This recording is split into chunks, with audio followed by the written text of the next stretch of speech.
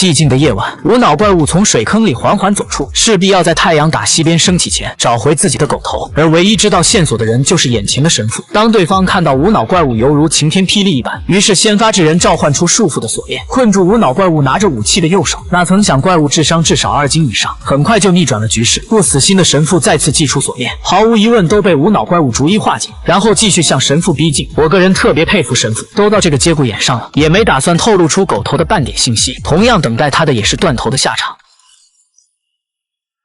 然而刚才发生的一切都被赶来的警官黑姐看到，看着外气八路的身影，黑姐竟然忘记自己警察的职责。与此同时，男主大山也在幽暗的沉睡谷里死而复生。看到陌生的环境，大山一时陷入了茫然，险些让来往的车辆将他送往西天。之后他跌跌撞撞走到市区中心，恰好被巡警误认成刚刚杀人的凶手。审讯室里，黑姐一眼就认出大山不是凶手，因为刚才惊心动魄的一幕让黑姐终身难忘。听到黑姐的描述，大山也感到无比的恐惧，同时大山也形容出怪物使用的武器和手背上独特的标记，精准的形容让黑姐的疑问再次加深，立刻便向他追问缘由。 Hey,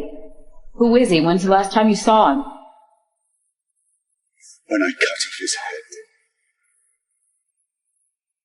Who are you?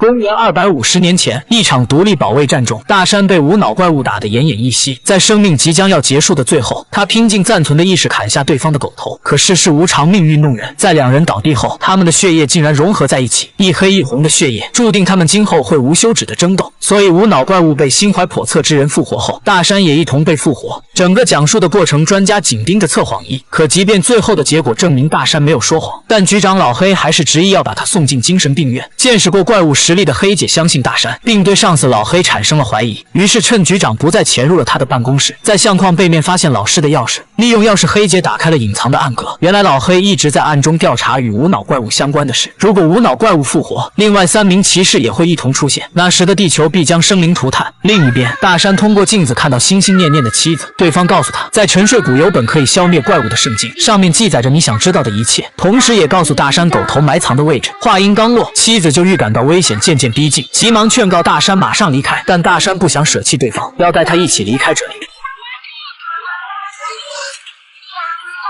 而大山也突然从梦中惊醒，躺在精神病院的床上，面目狰狞的大夫正要给他打针，幸好黑姐及时赶到阻止了大夫，并利用假的证明成功带走了大山。离开精神病院，大山按照妻子提供的信息找到了怪物的狗头，但也就在千钧一发之际，无脑怪物阴魂不散再次出现。